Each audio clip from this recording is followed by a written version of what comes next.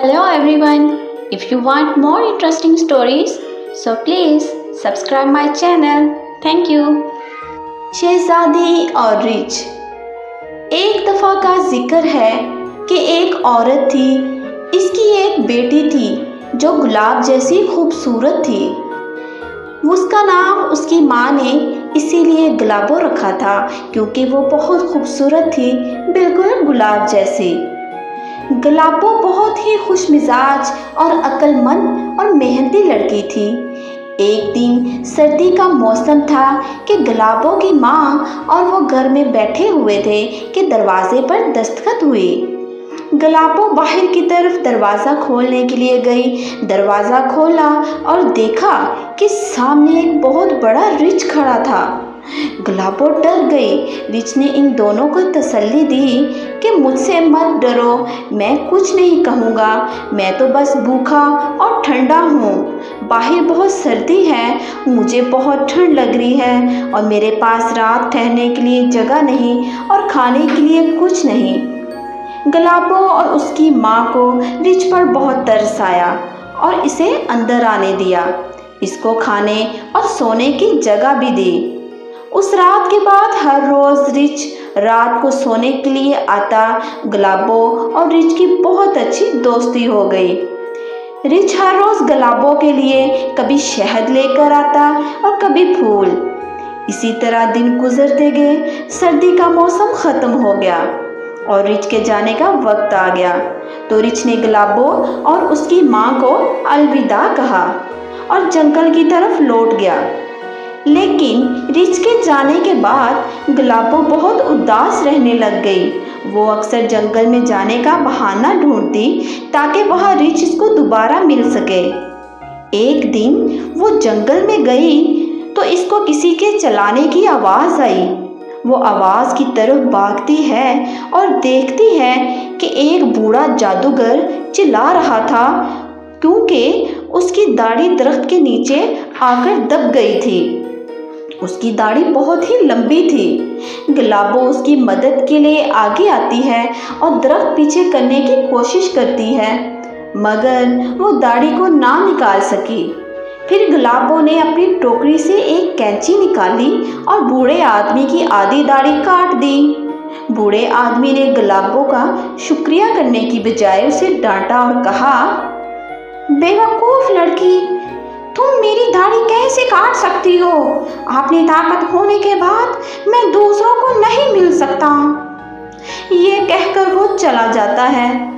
कुछ दिनों के बाद गुलाबो लकड़ियाँ जमा करने फिर जंगल जाती है। वो लकड़ियाँ जमा कर ही रही थी कि उसे फिर से किसी के लड़ने की आवाज़ आती है। वो देखने के लिए भागी और क्या देखती है कि वही रिच जो इसका दोस्त था और वो बूढ़ा आदमी जो जादूगर था जिसकी गुलाबो ने दाढ़ी काटी थी, दोनों आपस में लड़ रहे हैं। बूढ़ा आदमी रिच को मारने ही वाला था कि गुलाबो ने दूर से भागते हुए एक पत्थर फेंका और जादूगर को जोर से मारा और अपने दोस्त रिच को बचाने के लिए जादूगर के सामने आ गई और कहा, खबरदार, तुम एक एहसान फरामोश इंसान हो, लेकिन मैं तुम्हें अपने दोस्त को नुकसान पहुंचाने नहीं दूंगी। रिच बोलता है, शुक्रिया गुलाबो, तुम सबसे बहादुर और ईमानदार लड़की हो, लेकिन ये इस जादूगर के खिलाफ मेरी ज़ाती लड़ाई है, मैं तुम्हें नुकसान नहीं पहुंचने दूंगा। मगर गुलाबो कहती है, तुम मेरे दोस्त हो और ये हम दोनों की लड़ाई है, दोनों मिलकर लड़ेंगे। ये सुनते ही बूढ़ा आदमी बहुत बड़ा जादू से बन जाता है। जादू से रिच और गुलाबो को मारने लगता है। ये देखते ही रिच गुलाबो को पीछे करता है और खुद लड़ने के लिए आगे बढ़ता है। जादूगर रिच को मारने ही वाला था कि गुलाबो बोली, अरे तुम इतने बड़े हो और एक छोटे से इंसान से लड़ रहे हो। गुलाबो ने इसका ध्यान हटाया। ये देखते ही रिच को मौका मिला। इसने जादूगर पर हमला कर दिया जिससे इसका पाँव जख्मी हो गया। वो अपने पाँव को देख ही रहा था कि गुलाबो को याद आता है कि कि बूढ़े आदमी की दाढ़ी की ताकत वाली बात जब इसने इसकी जान बचाई थी। ये सोचते ही गुलाबो ने एक कैंची उठाई और जादूगर की दाढ़ी काट दी। जादूगर अपने फौरन पहले वाले रूप में आ जाता है और खौफजदा होकर गहरे जंगल की तरफ भाग जाता है। गुलाबो ने रिच को ढूंढने के लिए पीछे मुड़कर देखा, लेकिन हैरत की बात यह थी कि वहाँ रिच नहीं बल्कि एक खूबसूरत नौजवान था। वो नौजवान बोला, मैं सल्तनत का शहजादा हूँ। एक दिन मैं इस जंगल में घूम रहा था तो मेरी मुलाकात इस जादूगर से हुई। इसने मुझे जादू से रिच बना दिया था। इसकी ताकत इसकी दाढ़ी में थी, जिसको काटते ही मैं फिर से इंसान बन गया। तुम मेरी मौहसिन हो। तुम्हारी ईमानदारी और हिम्मत की वजह से मुझे तुमसे मोहब्बत हो गई है।